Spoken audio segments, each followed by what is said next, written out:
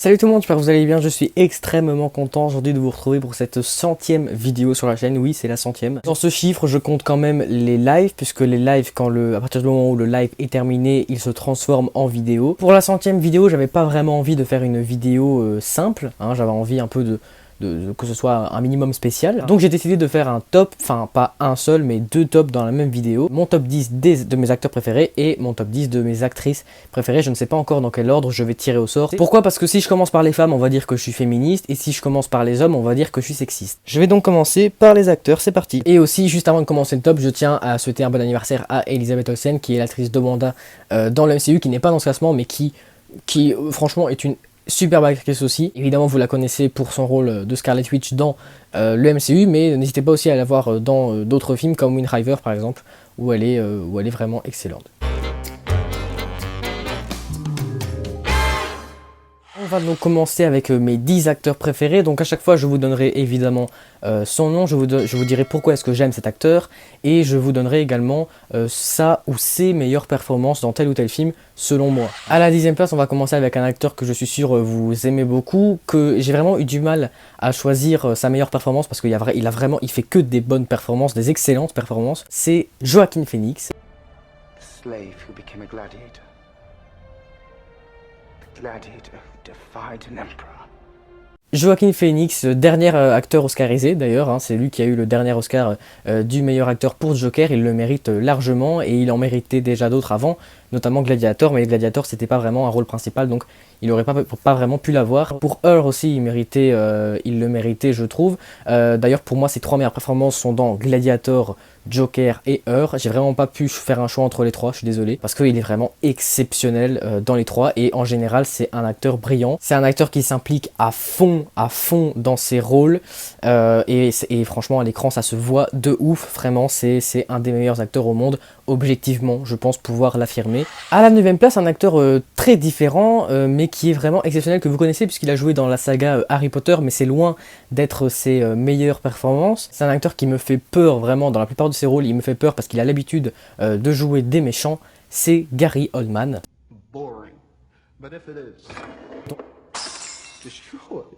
Les gens ne pensent pas souvent à lui et pourtant c'est un des meilleurs acteurs au monde pour moi. Peut-être pas dans le top 10 des meilleurs acteurs du monde, mais en tout cas un de mes préférés parce que, bordel, dans Léon, dans le 5e élément et même dans Harry Potter, parce qu'il est très bon dans Harry Potter aussi, c'est un acteur qui a su m'émouvoir de différentes manières, de la peur ou ou je sais pas, la tristesse, ou plein de trucs. C'est un acteur vraiment très complet. J'ai pas pu faire un choix pour cet acteur, pour sa meilleure performance. J'hésite entre Léon, où il joue Norman Stansfield, qui est un des meilleurs méchants de l'histoire du cinéma français, et Dracula, dans lequel il joue le rôle de Dracula. N'hésitez pas surtout dans les commentaires à me dire selon vous quelle est la meilleure performance de tel acteur ou telle actrice. J'aimerais bien avoir votre avis. À la 8e place, on change encore une fois de style d'acteur, un acteur qui n'est sans doute pas l'un des meilleurs, qui est quand même l'un des plus connus, qui est extrêmement charismatique, qui l'est toujours d'ailleurs, qui fait des films depuis très longtemps. Les films dans lesquels il apparaît ne sont pas forcément mes préférés, mais j'adore cet acteur parce qu'il est extrêmement charismatique et j'adore le voir dans tous ses films. C'est Al Pacino.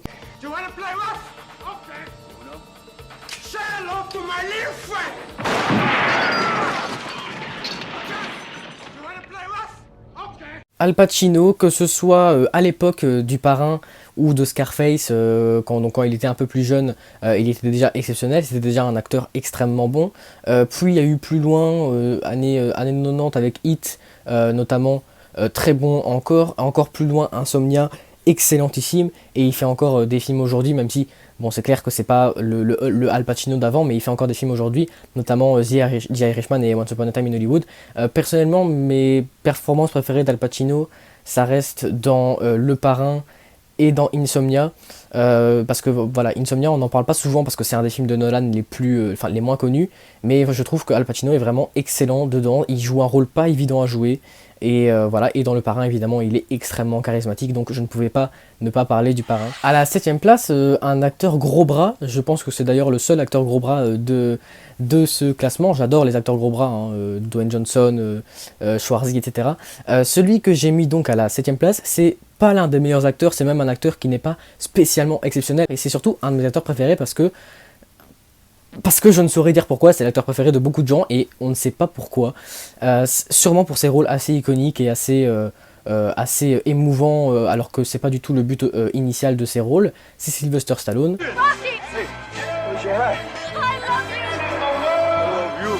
Niveau performance d'acting proprement dite, pure, évidemment le seul film dans lequel il m'a vraiment marqué c'est Rocky. Le reste c'était pas, voilà, c'est pas des performances exceptionnelles, mais j'aime beaucoup quand même cet acteur parce qu'il dégage un truc, il dégage un charisme de malade. Ça, je pense que personne ne pourrait le nier. Que ce soit dans Rocky, dans les suites de Rocky, et encore là, c'est pas vraiment les meilleurs exemples, dans Rambo, dans Expendables, enfin bref, dans tous ces films d'action en fait. Quand tu le vois, t'as qu'une envie, c'est qu'il défonce tout le monde, et quand il défonce tout le monde, c'est génial. Tu jouis limite. J'adore l'acteur, mais j'aime aussi beaucoup le mec, je sais pas pourquoi, je sais pas, mais je l'adore, voilà, tout simplement. À la 6ème place, je pense que c'est l'acteur duquel j'ai vu le plus de films, et duquel on a tous vu le plus de films, parce qu'il joue dans un nombre de films cultes, incroyable. Ce mec a la meilleure filmographie de tous les temps pour moi, franchement, il a la filmographie la plus complète en tout cas. Un acteur exceptionnel, là on entre vraiment dans les acteurs exceptionnels pour moi. Vous savez quoi, je vais même pas dire son nom, je vais juste vous montrer sa photo.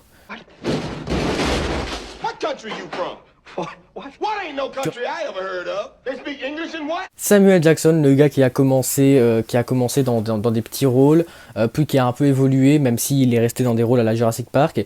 Puis il a commencé à se faire une place à Hollywood et il est devenu l'un des meilleurs acteurs au monde. Pour moi, ces deux meilleures performances, parce qu'encore une fois, j'ai pas pu choisir entre ces deux films. Ces deux films de Quentin Tarantino d'ailleurs, c'est Pulp Fiction et Django Unchained. Dans Django Unchained, son rôle est tellement incroyable, l'acteur est tellement ouf, il fait tellement peur, il est tellement pas du tout comme ça dans la vraie vie que c'est juste impressionnant. En 2013, l'Oscar du meilleur acteur dans un rôle secondaire, c'est Christophe Waltz qui l'a gagné pour Django Unchained dans le même film. Il le mérite amplement, mais si Samuel Jackson avait été nominé, ce qui est peut-être le cas, j'en sais rien, je pense, enfin, il aurait vraiment mérité également de la gagner, peut-être même plus que Christophe Waltz, et je sais que j'adore Christophe Waltz, mais il n'est pas dans ce classement. On passe à la 5ème place avec un acteur pas très jeune, mais pourtant un acteur d'une nouvelle génération, un acteur 2.0 en fait, un acteur dont on ne parle pas très souvent, et pourtant c'est un excellent acteur, et c'est le seul acteur de motion capture qui est aussi connu qu'un acteur normal, entre guillemets, même si un acteur de motion capture c'est un acteur normal, c'est évidemment Andy Serkis.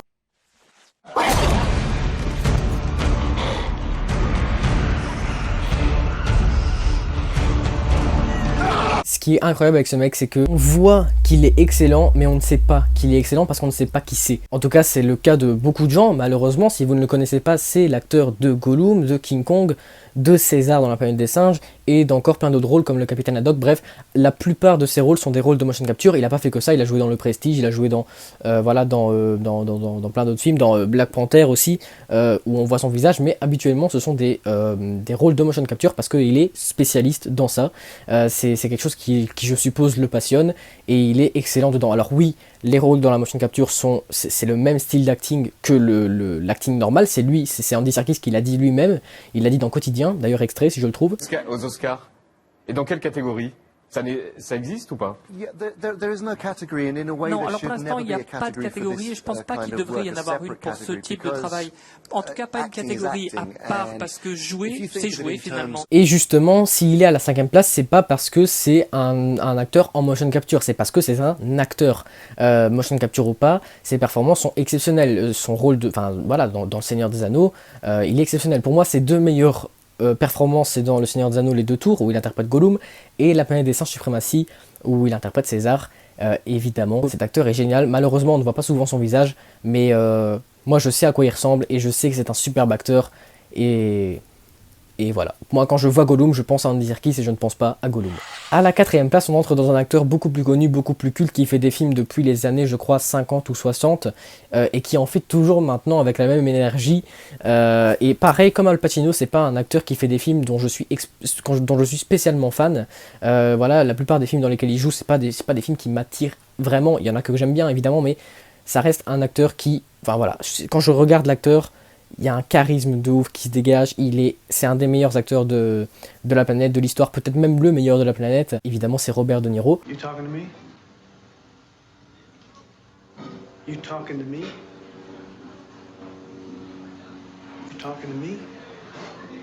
Pour moi, la meilleure performance de Robert De Niro, c'est dans Taxi Driver. Je ne l'aime pas trop dans Les Affranchis, mais à part ça, il est excellent dans tous ses films. Bon, dans Les Affranchis, je trouve qu'il n'est pas exceptionnel, mais il n'est pas mauvais. Donc franchement, il n'y a aucun rôle, aucun film où je l'ai vu mauvais. On parle quand même de Robert De Niro, c'est une légende. Voilà, il n'y a rien à dire de plus. Encore une légende du cinéma qui fait des films depuis assez longtemps aussi, qui a été oscarisé 2 fois, 2 années d'affilée d'ailleurs, pour 2 films que j'aime beaucoup. Il fait encore des films aujourd'hui, d'ailleurs on va bientôt le voir dans un futur remake Disney qui me hype. Oui, un remake Disney qui me hype. C'est évidemment Tom Hanks.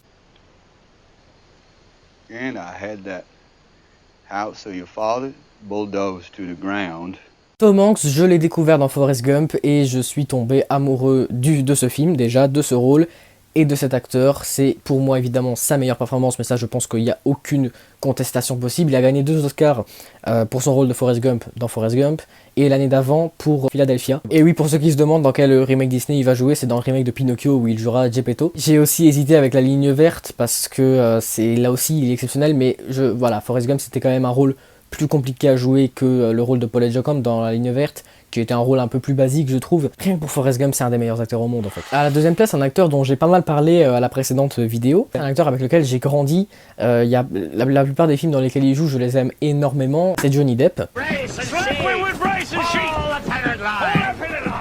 What are you doing? What are you doing? No, what are you doing? What are you doing? Entre les Pirates des Caraïbes et les films de Tim Burton comme Charlie et la chocolaterie, par exemple, et de Roman Argent, Sweeney Todd, etc., qui ont bercé mon enfance, j'ai quand même choisi, évidemment, pour sa meilleure performance, l'une de ses premières, Edouard Roman Argent, mais c'est un acteur qui est complet, qui a un charisme de dingue. Il n'y a qu'à voir cette photo. Voilà, un des meilleurs acteurs de l'histoire pour moi. Voilà, bon, franchement, il y a aucun film dans lequel je l'ai trouvé nul. Même dans Les Crimes de Grindelwald, je trouve qu'il joue Grindelwald à la perfection. Bref, c'est un acteur presque parfait, enfin oui, même parfait en fait. Ne me demandez pas de me prononcer sur l'histoire judiciaire parce que franchement, je ne suis pas du tout qualifié pour le faire, d'ailleurs vous non plus, donc arrêtez de penser, arrêtez de croire Johnny Depp, arrêtez de croire Amber Heard, on n'est personne pour se prononcer sur ça, on n'est pas des juges, on n'est pas des avocats. C'est un acteur exceptionnel, malheureusement sa carrière est en train de s'arrêter, c'est triste mais bon c'est comme ça. Et n'oublions pas tous les films qu'il a fait, et n'oublions pas que c'est un acteur exceptionnel et il mérite amplement sa deuxième place. Mais à la première place j'ai mis un acteur, un autre acteur que vous connaissez évidemment et qui est sûrement l'un de vos préférés aussi parce que c'est un des meilleurs au monde et pourtant il est pas super vieux, il est quand même assez jeune, enfin quand même. Un acteur qui a marqué 2 générations et qui en marquera sûrement plus, qui est exceptionnel dans tous les films dans lesquels il joue, évidemment c'est Leonardo DiCaprio. Now, where is my beautiful sister? There she is! Le charme à l'état pur, le charisme à l'état pur, la bogossitude à l'état pur et évidemment un des meilleurs acteurs de l'histoire. Pour moi, ces 2 meilleures performances sont dans Shutter Island et Le Loup de Wall Street. Encore une fois, j'ai pas pu choisir, mais vraiment, bon, dans The Revenant, il est pas mauvais, mais ça vaut vraiment un Oscar. Le fait de se battre contre un ours et de ramper dans la neige pendant tout le film. Dans Le Loup de Wall Street, il le méritait bien plus. C'est un des rôles les plus compliqués à jouer, celui de Jordan Belfort, parce que voilà, il se drogue, il participe à des orgies, enfin... c'est un personnage horrible en soi, enfin artistiquement, dans le film en tout cas, c'est un personnage horrible. Dans Shutter Island, pareil, il est exceptionnel. Enfin bref, que dire. Franchement, un seul Oscar, c'est quand même abusé. Il en mérite au moins 3. Et enfin non, il en mérite minimum 2. Et donc voilà, c'est terminé pour les acteurs. On va passer au top 10 des actrices. Et là aussi, j'ai beaucoup de choses à dire. Pour la 10e place, une actrice qui a un lien avec Leonardo DiCaprio, puisque c'est dans un film avec Leonardo DiCaprio qu'elle s'est fait reconnaître. C'est Kate Winslet. How far are you going? Rockville Center.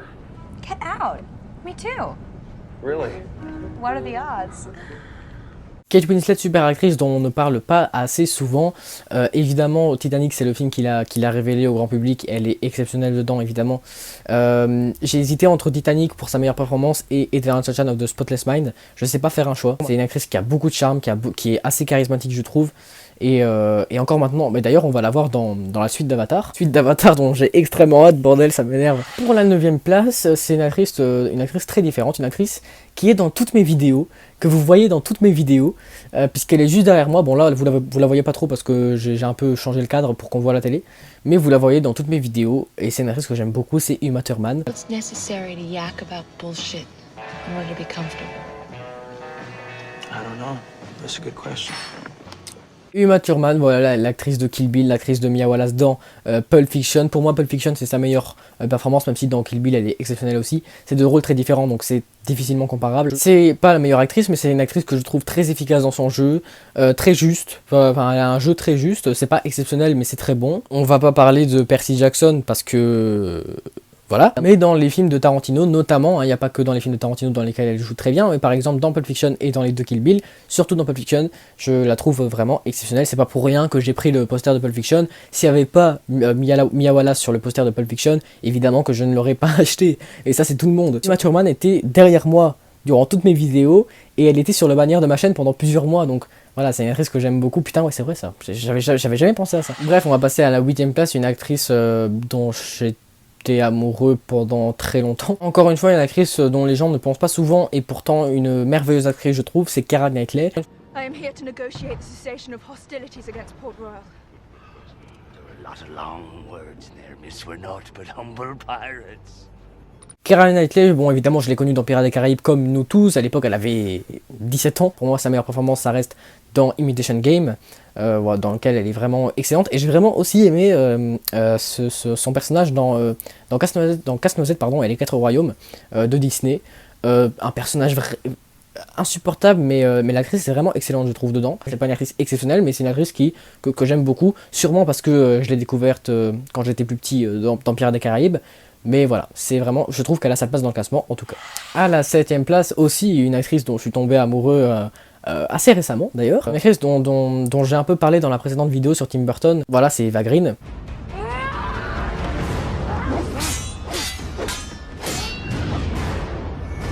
Eva Green que j'ai découvert dans Casino Royale, puis dans 300, la naissance de l'Empire, et puis dans Dark Shadows, tout ça, et surtout dans Miss Peregrine. Pour moi, son meilleur personnage, son meilleur rôle, sa meilleure performance, c'est dans Miss Peregrine et Les Enfants particuliers de Tim Burton, mais cette actrice, dans tous ses films, a un charme de malade, je l'ai déjà dit dans la précédente vidéo, mais c'est juste fou. C'est une actrice française, aussi, ça il faut préciser, parce que quand ta langue maternelle c'est le français, c'est que ça reste pas évident de jouer dans des films internationaux, enfin dans des films anglophones. Vraiment, elle est exceptionnelle, et elle mérite vraiment cette place dans le classement, elle mérite d'être dans le classement, et elle mérite à ce que vous la découvrière plus. Je sais pas si ça voulait dire quelque chose que j'ai dit, mais tant pis. À la 6ème place, également une actrice dont j'ai un peu parlé dans ma vidéo de Tim Burton. Voilà, une actrice que vous connaissez certainement parce que bon, elle a joué dans une série assez récente et vraiment bonne de Netflix, c'est Stranger Things. Vous l'aurez compris, c'est Winona Ryder. But Lucy and I have been friends since we were children, and she has never minded that I am only a schoolmistress. Pour moi, les deux meilleures performances de Winona Ryder, encore une fois, j'ai pas pu choisir, c'est soit Édouard en main d'argent, soit Dracula, encore une fois. C'est très compliqué de choisir, mais ça reste une merveilleuse actrice qui a toujours été excellente de ses débuts dans plus ou moins dans Beetlejuice jusqu'à maintenant dans Stranger Things. C'était quand même voilà, plus de 30 ans après. En 30 ans, elle a pas pris une ride, son jeu n'a pas pris une ride, elle reste charmante, elle reste une superbe actrice, je trouve. Je sais pas si elle a été oscarisée, je pense pas qu'elle ait été oscarisée, mais c'est vraiment une des meilleures actrices au monde, je trouve. À la 5ème place, également une actrice que vous connaissez, puisqu'elle est assez jeune, elle a joué dans des films assez récents, dont des films populaires, mais pas que, c'est Jennifer Lawrence.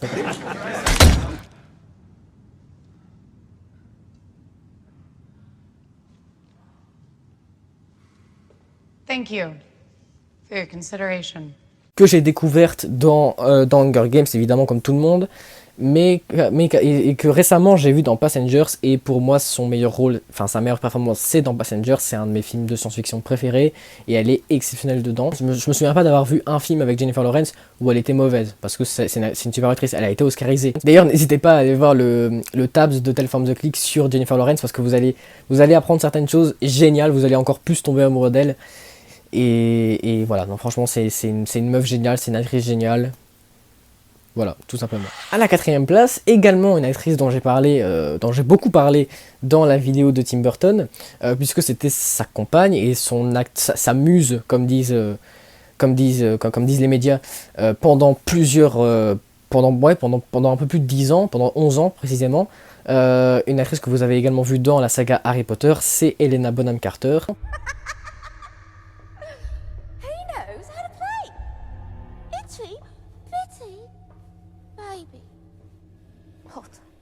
Helena Bonham Carter, superbe actrice, qui a joué dans la saga Harry Potter, qui a joué le rôle de Bellatrix Lestrange, dans lequel franchement elle joue très bien. C'est pas le rôle le plus simple à jouer, je pense, de la saga, et franchement elle est très convaincante dedans. Dans les films de Tim Burton, évidemment, pour moi sa meilleure performance c'est dans Sweeney Todd. Elle est excellente, franchement c'est une superbe actrice, et voilà. Et malheureusement, c'est un peu le syndrome Harry Potter. Les gens ne pensent, quand on pense à cette actrice, les gens pensent directement à Bellatrix, et c'est un peu dommage parce que c'est pas son meilleur rôle. Enfin, pour moi en tout cas. Pourtant, je suis un grand fan d'Harry Potter. Hein. C'est les premiers films que j'ai vus de ma vie. Je suis Potterhead à fond, vous le savez très bien. Mais si vous voyez cette vidéo et que vous ne l'avez pratiquement vue que dans Harry Potter, n'hésitez pas à voir d'autres films avec elle, parce que vous allez voir que c'est pas juste Bellatrix. C'est vraiment une actrice très complète, très talentueuse, très charismatique, bref, une superbe actrice, une excellente actrice, une incroyable actrice. Pour les 3 dernières places, ce sont 3 actrices plus générationnelles. Pour ce qui est de la 3e place, je vais parler de Margot Robbie.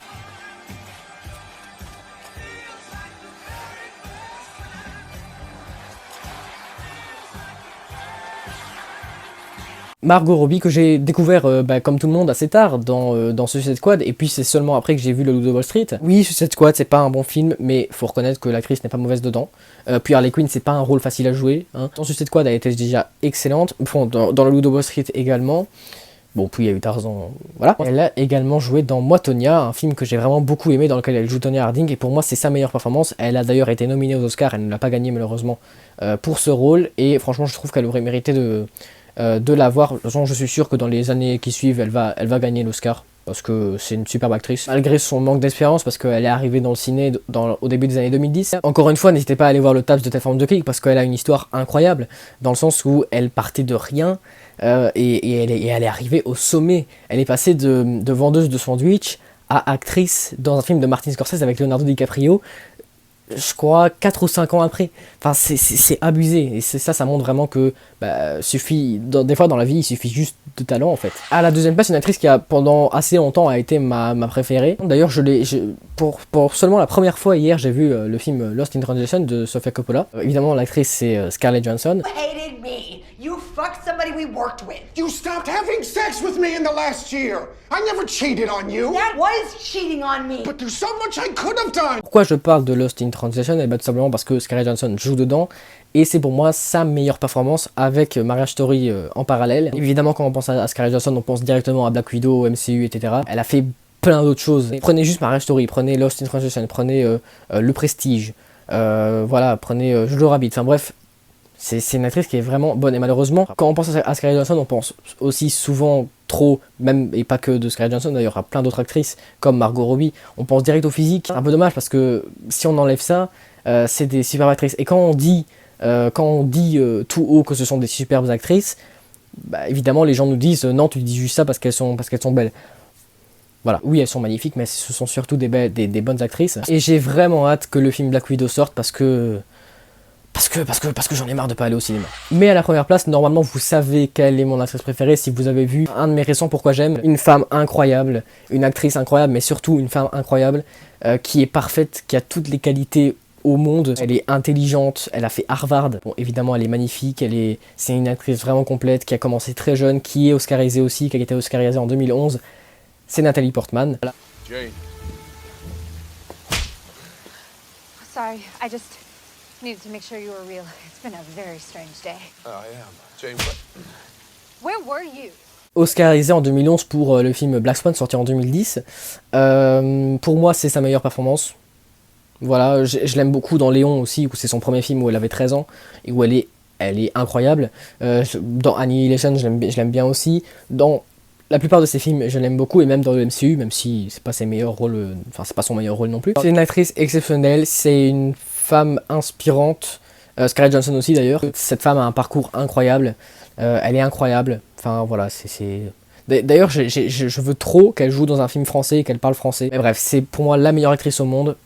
Je le dis, voilà, pour moi c'est la meilleure actrice au monde et c'est aussi ma préférée. Et voilà. Donc voilà les gars, c'est la fin de cette 100e vidéo, j'espère qu'elle vous aura plu. N'hésitez pas à me donner vos classements de vos meilleurs acteurs et de vos meilleures actrices en commentaire. N'hésitez pas également à me donner pour vous les meilleures performances des acteurs et des actrices qui sont dans mon classement, mais également dans le vôtre. Ça me ferait vraiment plaisir d'avoir votre avis. On se retrouve vendredi pour la suite du format Histoire de Saga. D'ici là, je vous dis à très bientôt. Salut!